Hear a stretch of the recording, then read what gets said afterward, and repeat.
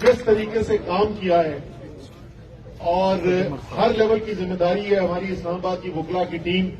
इन्होंने सिर्फ वर्कर्स या इस्लामाबाद के एमएनए या असद उमर की जो अदालती पेशियां हैं और कार्रवाई उसको नहीं भुगतना। यहाँ चेयरमैन साहब भी आते हैं और बहुत सारे लोग इधर बैठे हैं जो बराह रास्त उसके अंदर भी शामिल रहे हैं कि चेयरमैन साहब की जो पेशी होती है उसका भी उस पर भी काम करते रहे हैं और कामयाबी से काम किया है।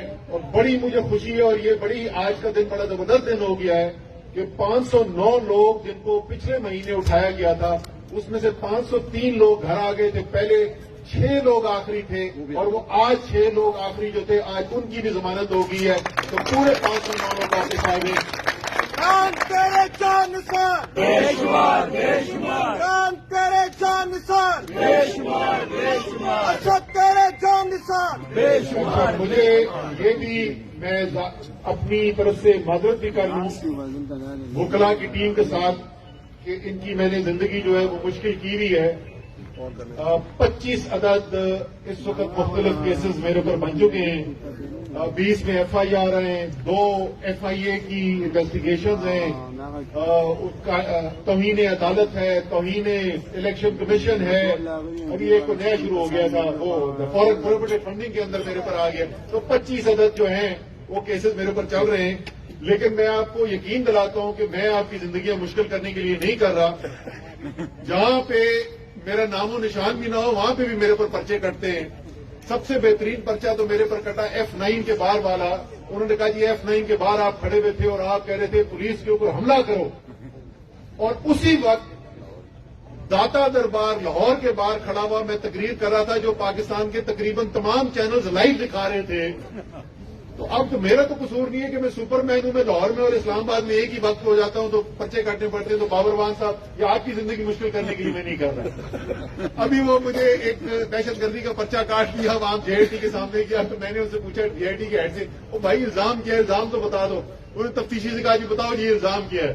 उन्होंने कहा जी कि आप 6:30 बजे सुबह शादमान में आप और यास्मीन राशिद खड़े हुए लोगों को वरगला रहे थे और उनसे कह रहे थे कि पुलिस मोबाइलों को अटैक करो और पुलिस वालों को ऊपर हमले करो। मैंने कहा यार अल्लाह के बंदे 6:30 बजे सुबह तो मुझ पे किसी ने सो के उठने का इल्जाम नहीं लगाया। तुम कहते हो कि मैं दहशतगर्दी कर रहा था। तो अजीब व गरीब पर्चे कट रहे हैं। लेकिन असल चीज ये तमाम जो लोग हैं ये काबिल इज्जत हैं। हमारी तंजीम भी काबिल इज्जत है, हमारे वकला की टीम भी जो काबिल एहतराम है। लेकिन असल आज का जो फंक्शन है वो उन गाजियों को खराज अकीदत पेश करने के लिए है जिन्होंने जुबानी नहीं अमलन दिखाया है कि वो अपने मुल्क की बेहतरी के लिए जेल जाने की कुर्बानी भी देने के लिए तैयार है। एक दफा फिर मैं दरखास्त करता हूं सब खड़े और एक दफा फिर खराज अकीदत पेश करें।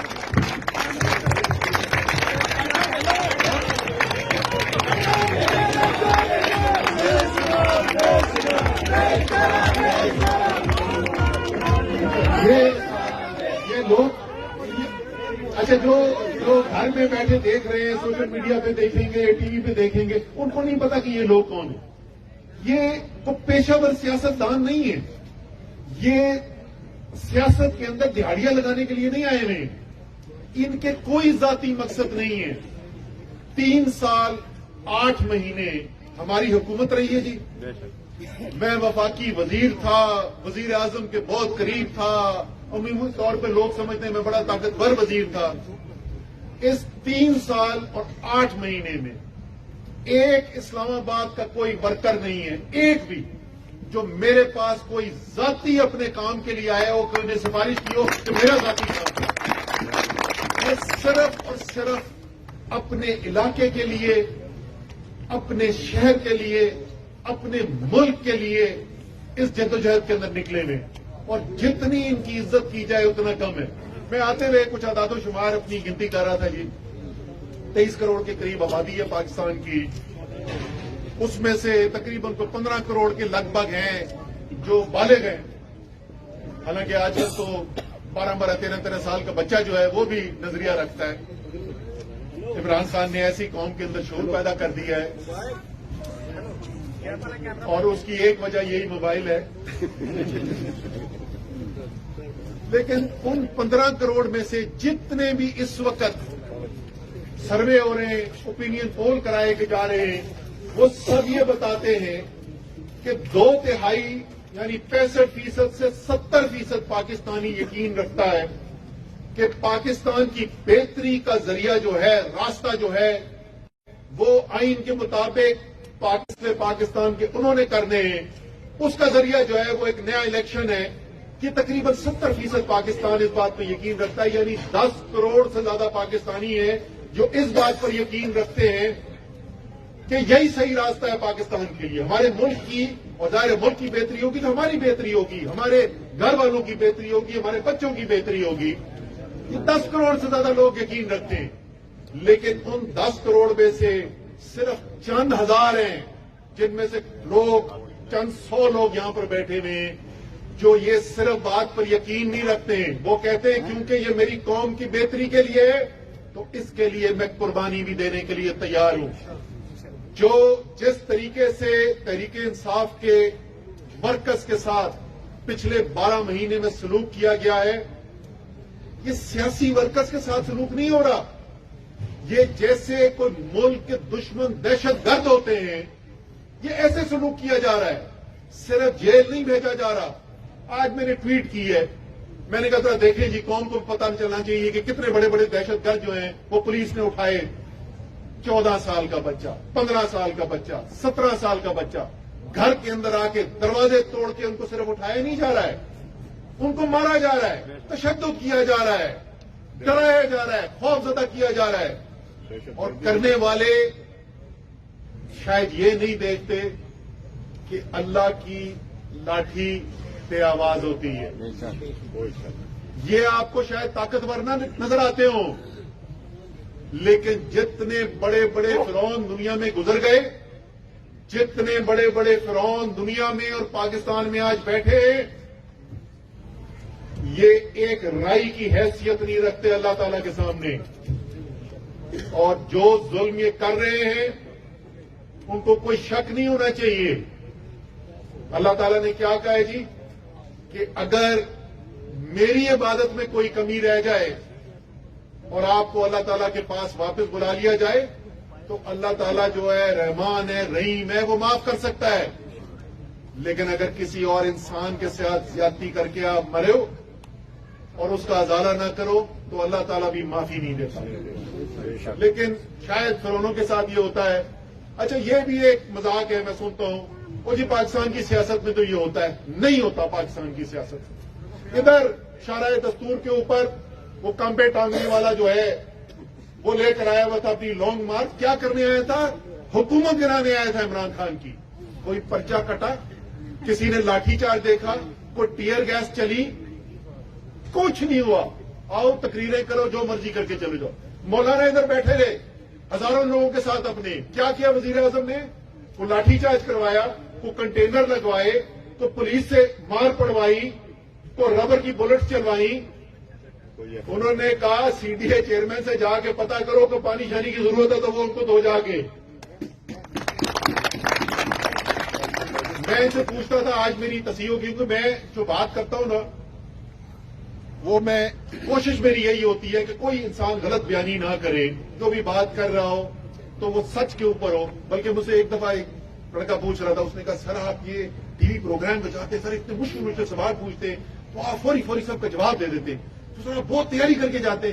میں نے کہا نہیں، میرے پاس اس کا فارمولا ہے، وہ میں تمہیں بتا سکتا ہوں، لیکن یہ تمہارے اور میرے درمیان ہے، ہر ایک کو نہیں بتانا۔ تو اب وہ میرے قریب آ گیا نا کہ بہت بڑا یہ راز بتانے والا ہے۔ میں نے کہا سچ بولنا شروع کر دو، سوچنا نہیں پڑتا۔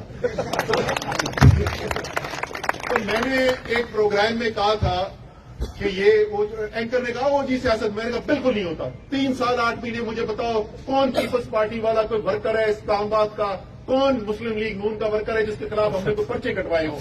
مجھے تو ایک بھی نہیں پتا۔ میری تصحیح کی گئی ہے، مجھے بتایا گیا ہے کہ 4 یا 5 کے پرچے کٹے تھے، ایک اس میں سے جیل بھیجا گیا تھا، ایک۔ اچھا، ہمیں پتا بھی نہیں تھا اس کا، اگر پتا ہوتا تو اس کو ویسے ہی چھڑوا دیتے۔ یہ ہر ایک کے ساتھ نہیں ہوتا، یہ ہو کیوں رہا ہے؟ ذرا آخر میں یہ بات آپ ذرا سمجھیں کہ آپ جس جدوجہد کے اندر شامل ہیں، جس کے لیے آپ نے یہ قربانی دی، جس کے لیے پورے پاکستان کو آپ کو مشہور ہونا چاہیے، یہ جدوجہد ہے کیا؟ کوئی عمران خان نے فیکٹریاں لگانی ہے، کوئی آپ کو بڑے بڑے گھر کو مل جانے ہیں، کوئی اسد عمر اپنی چھوٹی گاڑی سے کسی بڑی گاڑی میں چلا جائے گا۔ اچھا یہاں پہ کوئی بیٹھے ہوئے پرانے دوست کوئی جماعت اسلامی والے ضرور بیٹھے ہوئے ہوں گے۔ سراج الحق صاحب، یہ آپ نے کیا کام کیا بھائی؟ آپ نے جا کے ٹی وی کے اوپر دعویٰ کر دیا کہ 170 ارب روپے کے ہیں پیسے، اور وہ میں آپ کو بتا دوں جو رقم آپ نے بتائی ہے کچھ نہیں ہے، وہ 170 ارب سے زیادہ تو ایک اسامی ہے پاکستان کی سیاست میں جن کا پیسہ باہر رکھا ہوا ہے۔ یہ پیسہ آپ کو کسی نے کم بتایا، نام اس کے اندر لیتے ہوئے جوش خطابت میں عمران خان، شاہ محمود قریشی، پرویز خٹک، اسد عمر۔ تو سر جھوٹ ہم بولتے نہیں ہیں اور دوسرے کا جھوٹ ہم برداشت کرتے ہی نہیں ہیں۔ تو آج بابر امان صاحب اور عثمان سوادی کدھر ہے؟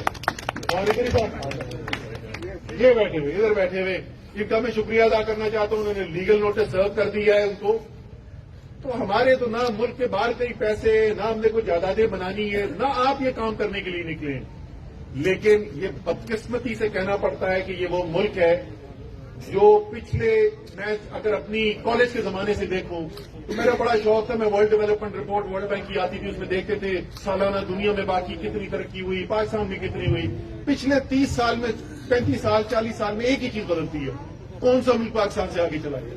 یہ بدقسمتی ہے لیکن حقیقت ہے، دنیا کا ایک ایک کر کے ملک آگے چلا جاتا رہا ہے، اور وجہ اس کی یہ ہے کہ اس ملک کا جس کو حکمران ہونا چاہیے، جو اس ملک کے اصل حقیقی مالک ہیں یعنی پاکستان کے عوام، ان کو فیصلے نہیں کرنے دیا جاتے۔